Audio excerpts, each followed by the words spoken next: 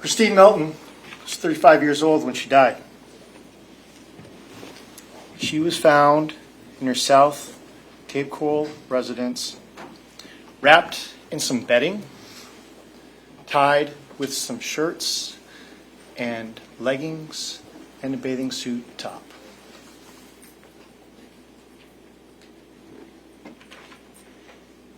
Her face was black and blue. Her fingernails were broken.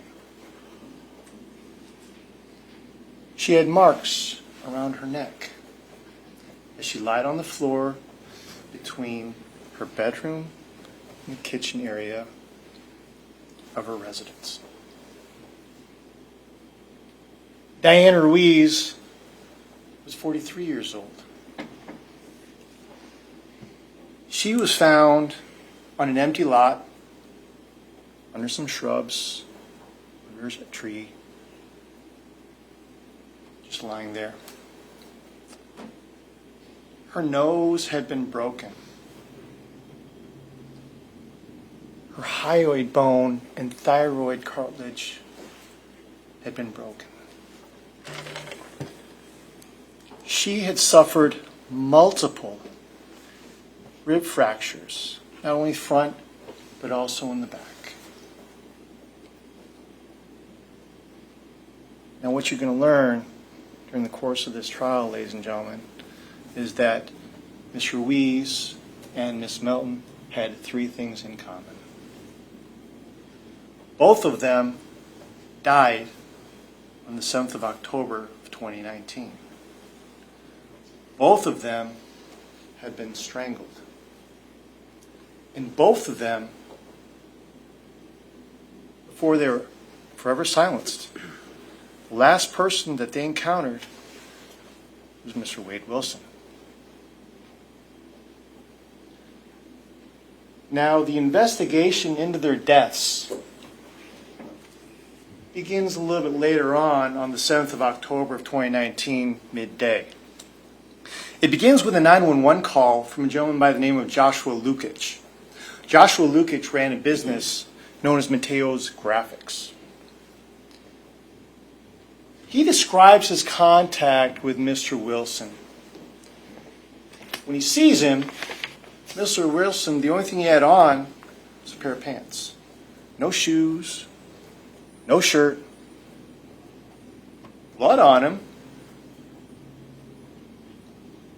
and he wanted help. He was frantically looking to get out of town because he told them that he'd killed some people. He wanted Mr. Lukic's help. Well, Mr. Lukic does make that 911 call. Kind of spooked him a little bit. Cape Coral Police Department arrives on scene. They search the building. They search the exterior of the buildings. Mr. Wilson had since fled.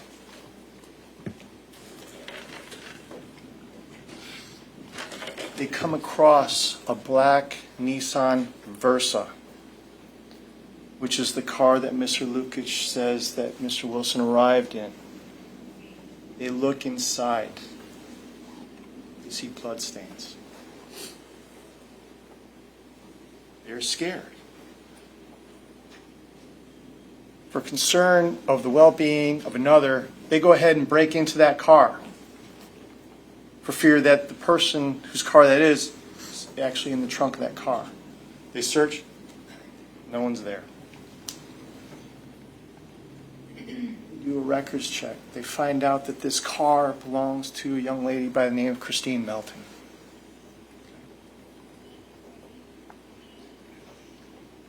They also find out what her phone number is. They find out where she works. They find out where she lives. They go to these locations. She's nowhere to be found at that point in time. They contact her emergency contact that she has, a young lady by Samantha. Samantha directs law enforcement to another young lady, Kristine, Melton's best friend, Stephanie Johnson. And this, ladies and gentlemen, is where it all begins. Stephanie Johnson was Kristine Melton's best friend. They've known each other for years. They came down here from Illinois. The night before, the 7th of October of 2019, Miss Johnson and Miss Melton had decided to go out that night. They were going to go to a place called the Buddha, which is in Fort Myers. It's a live music venue. It's a bar. They left around 10 o'clock that night. They get there. They're drinking. They're socializing. They meet Mr. Wilson and another young gentleman by the name of Mr. Jason Shepard. Except Mr. Wilson was introducing himself as JR that night. So what winds up happening is Mr. Wilson proceeds to socialize with Miss Melton. And as the night winds down, the bar begins to close. Their socialization didn't end there. So Mr. Shepard, Miss Melton, her friend Miss Johnson, and Mr. Wilson all decide to get into a car and go to Mr. Shepard's residence on Sunbury Drive. When they get there, they all go inside. Mr. Shepard's mom's there. She's not exactly excited that, Mr. Shepard's bringing people home. It's late. Nonetheless, they go back towards Mr. Shepard's back bedroom, which leads out to a backyard. And Miss Melton and Mr. Wilson become intimately acquainted. Mr. Shepard and Miss Johnson go out back. They're just talking, hanging out, whatever, while Mr. Wilson and Miss Melton are getting along. There comes a point in time when they're then asked to leave. There's too much noise going on. It's getting late. Mr. Shepard's got to get up that morning. So what they opt to do is they try to get back into that car, which is a Dodge Hellcat, and it's also a stick shift. Mr. Wilson tries to get in. He can't drive that car. He's making a lot of noise. He keeps revving the engine, can't get it in reverse, can't get it to drive. They opt to call an Uber. And Miss Melton, her friend Miss Johnson, and Mr. Wilson all go back to Miss Melton's residence on Tudor Drive in Cape Coral.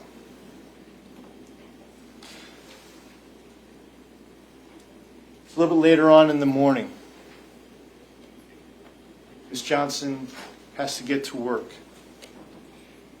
She's got a kid that she needs to get to school. So she leaves and asks Miss Melton, "Are you okay?"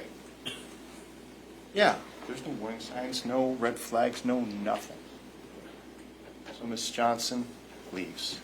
Miss Melton is left alone with Mr. Wilson. You know how that morning ended. Miss Melton, once again, had broken fingernails, face was black and blue. She had marks around her neck. She had been strangled. He then proceeds to wrap her up in some bedding, ties the bedding, ties it with her shirts, her jeans, her leggings, her bathing suit top, and tries to pull her out of the bedroom. Except at this point in time, the sun's beginning to come up. It's getting light outside. She's heavy. He wants to get rid of the body. He thinks the better of it, and then decides he's going to leave her there.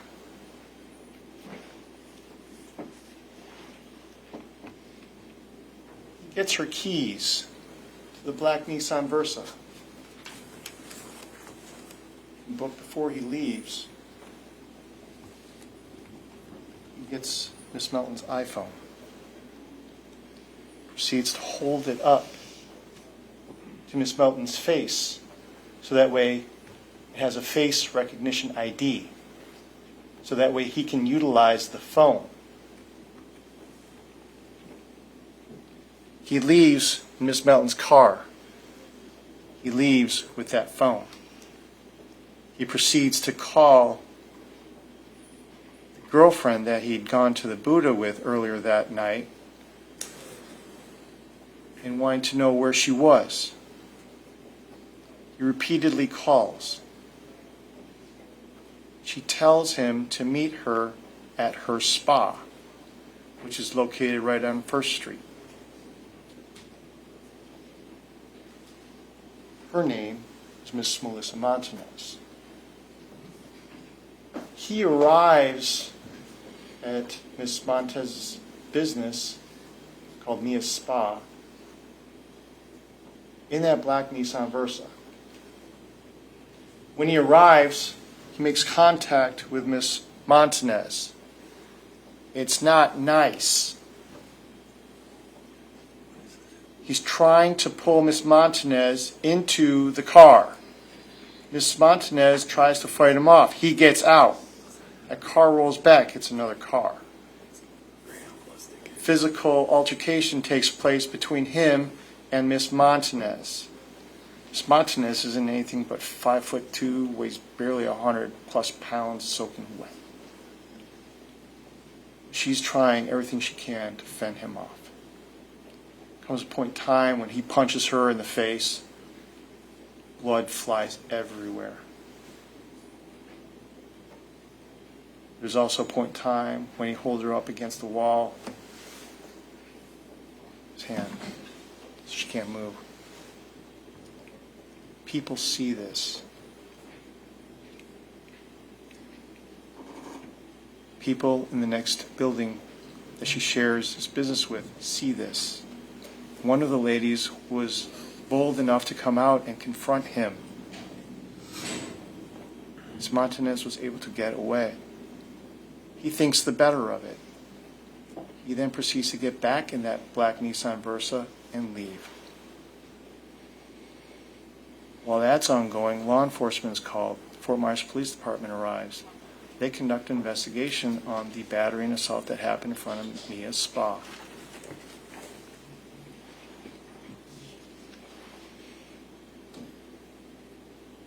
Meanwhile, Mr. Wilson decides he's going to go to Cape Coral. Goes over the bridge, heads over into one of the neighborhoods near Hector Cafferata Elementary School. And who does he encounter? Diane Ruiz. Diane Ruiz works at the Moose Lodge. She was a bartender there. She didn't live very far away from that particular location, so she always opted and chose to walk to work. She was wearing a light blue shirt, jeans, some black shoes. She also had a very colorful purse she was carrying. Mr. Wilson, in his black Nissan Versa, comes across Mr. Ruiz. Now, we don't know exactly how Mr. Ruiz ultimately wound up getting into that particular car, but if you believe how Mr.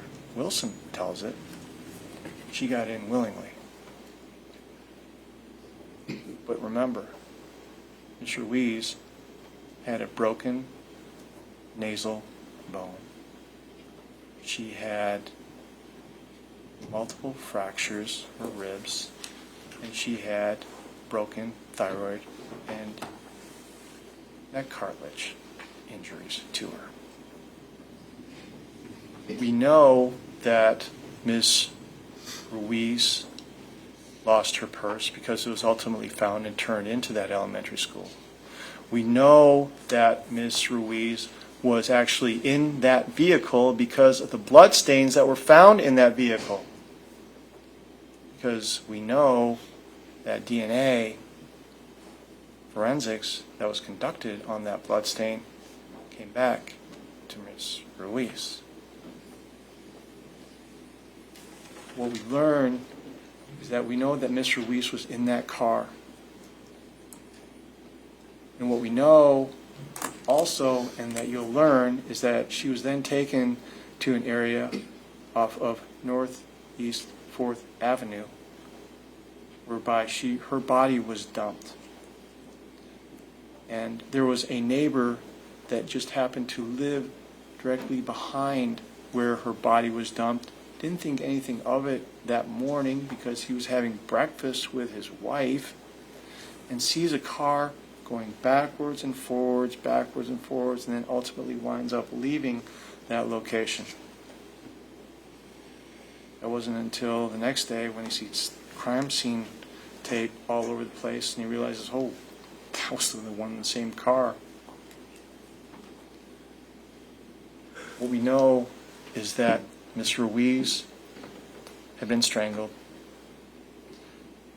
And what we also know is that she died as a result of blunt force trauma because of the multiple rib fractures. And if you want to believe what Mr. Wilson told law enforcement, was that he had driven over her repeatedly and tried to make her look like spaghetti. You'll learn from the medical examiner's office testimony that when one drives over a body repeatedly, rib fractures are likely to occur. Multiple rib fractures are likely to occur. Now, Mr. Ruiz's body wasn't found until a couple days later. But what we know is that when she was missing, there was a frantic search for her that was being conducted. Okay? And after that search was being conducted, Ms. Melton, her search was being conducted right around the same time.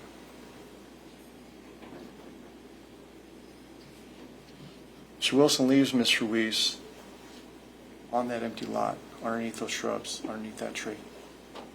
Gets back in that Nissan Versa. He leaves. He goes back across the bridge, and he goes to a place called Joe's Crab Shack, which conveniently enough is just right across the street from Mia's spa. Law enforcement gets there, and the reason why he goes to Joe's Crab Shack is because he and Melissa Montanez were communicating. She was trying to get him to a particular location so that way law enforcement could make an arrest. So when he arrives at Joe's Crab Shack, you're also going to learn that law enforcement gets in contact with him there. He plays dumb. He has absolutely no idea as to why he's being asked about any type of battery. He doesn't know why about anything. But what he does do is he does manage to get away from the officer who had tried to go ahead and block him in. He wasn't snaking around. So he gets back into stays in his car, and then he backs out and leaves Joe's Crab Shack's parking lot. And you all know where he headed there. He heads to Mateo's Graphics. He needs to get out of town. So now we're back to where we began. At Mateo's Graphics, when he leaves, before law enforcement gets there to search that building, he proceeds to go off into a neighborhood behind Mateo's Graphics. He goes to a place Northeast 1st Avenue, which is actually the residence of a young couple by the name of Fanny Amlin. And the Amlins, conveniently enough, had just left their house the day before to go to Ohio. It was empty. He'd broken in through the back. Helped himself to some food, helped himself to some clothes, helped himself to some drink. while he was there, he needed help. He calls his dad. I need to get out of town. I need your help. Send me an Uber.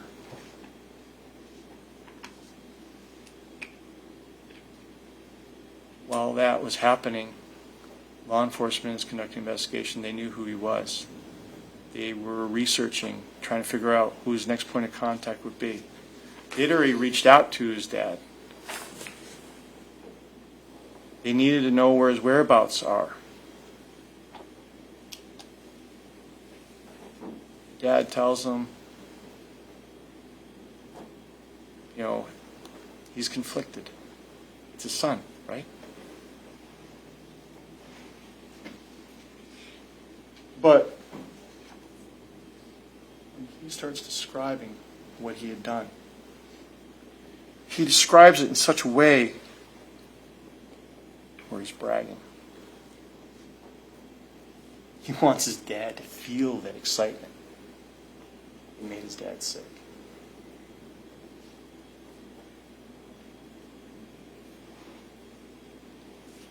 His dad gets the address. Tells him, I'm going to send you an Uber. Passes that information along to the marshals. Marshals descend on that particular location. Mr. Kent Amlin and Miss Fanny Amlin are contacted and asked, hey, is this guy supposed to be in your residence? They're like, absolutely not. You give us permission to go in? Absolutely. His dad is encouraging Mr. Wilson to come outside. He finally does. Subsequently arrested.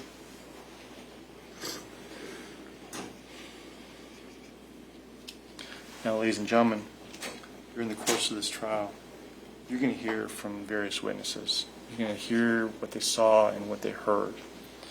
You're going to hear about the investigation that ensued. You're going to hear about the autopsies. You're going to hear about the crime scenes. You're going to hear about all of the admissions that he made, not only to Mr. Lukic, not only to Ms. Montanez, not only to his father. You're going to hear what he told law enforcement. And you're going to hear that when they asked him why he killed Miss Melton, he said, I just wanted to do it.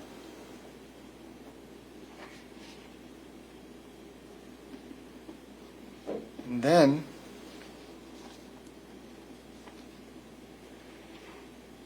they asked him, well, what about Mr. Ruiz? His response was,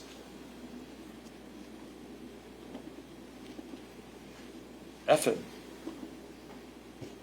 Should kill her.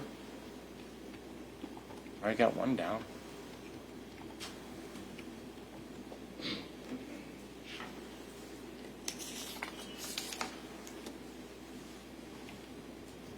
You're also going to have DNA analysis for you. You're going to find that those shirts, those leggings, a curtain rod, all the ties. DNA comes back to Miss Melton, of course. Also comes back to Mr. Wilson. That blood stain in the car, that's Mr. Ruiz. You're also going to find that there were 2 phones in that car. Guess who those were? Miss Melton's. Second one, Mr. Ruiz. You're going to have phone records. Those phone records are going to show you that Mr. Ruiz's number and Miss Melton's number were also on Miss Montanez's number in her phone records.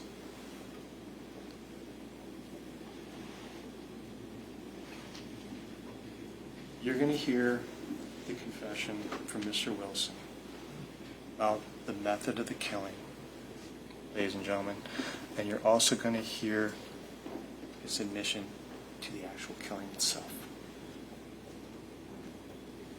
You're going to have photos. You're going to have videos. You're going to have exhibits to examine. When you take all of that and you put it together,